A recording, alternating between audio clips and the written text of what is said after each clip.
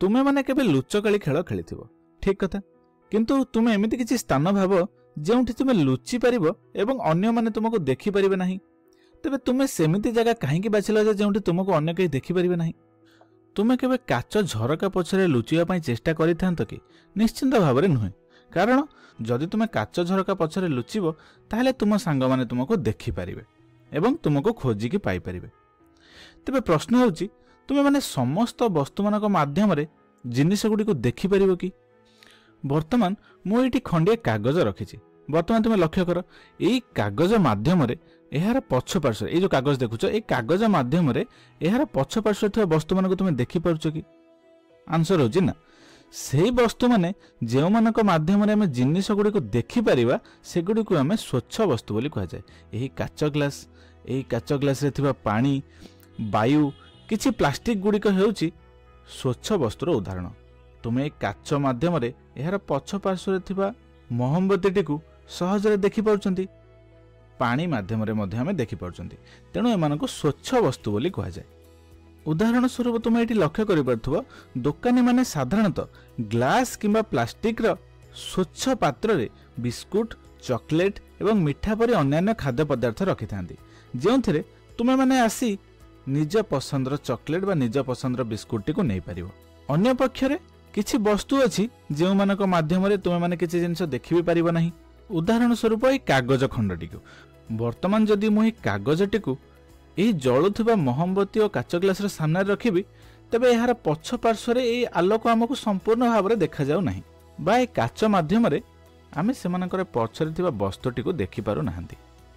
सेहि परि भाव रे किछि कार्डबोर्ड किछि काठ किछि धातु माने जेमते कि ठंडा बोतल रो क्यान एमाने समस्ते अस्वच्छ वस्तुर उदाहरण जहा माध्यम रे आमे किछि जिनिस को देखि परिबा नाही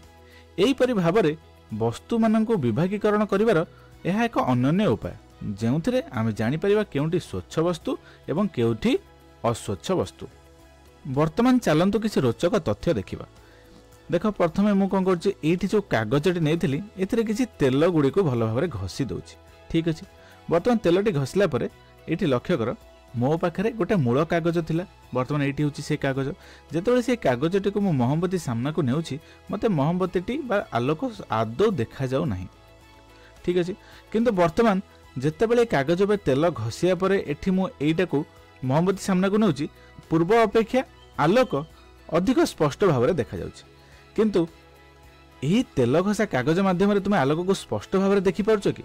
उत्तर हेउछि ना संपूर्ण भाव रे हम देखि पारु नांती अन्य पाखरे समस्त किछि वस्तु को हमें देखि पारु नांती ठीक सही परि जेउ वस्तु मानक माध्यम रे जिनिस मन देखा जाय किंतु स्पष्ट भाव रे देखा जाय नाही सेमानंकु अल्प स्वच्छ वस्तु बोली कहा जायता एठी होछि अल्प स्वच्छ वस्तुर एक उदाहरण कोटा ए जो तेल घसा कागज आउ एठी एवं ए काच माध्यम रे मध्य आमे आलोकटी को संपूर्ण स्पष्ट भाव रे देखि पारु नांती एवं एही प्रकार काचटी मध्य अल्प स्वच्छ वस्तुर उदाहरण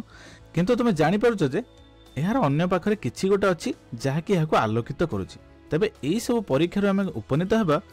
जे किछि वस्तु स्वच्छ अटे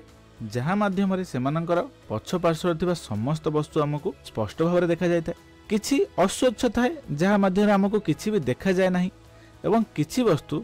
अल्प स्वच्छ थाए जहा माध्यम रे आमे सेमानकर पछ पार्श्व रे थिबा वस्तु गुडी को बा जिनिस गुडी को सामान्य देखि पारंती किंतु स्पष्ट भाव रे देखि पारंती नाही एही परि वस्तु गुडी को विभागीकरण करिवार एहा एक अनन्य उपाय अटे।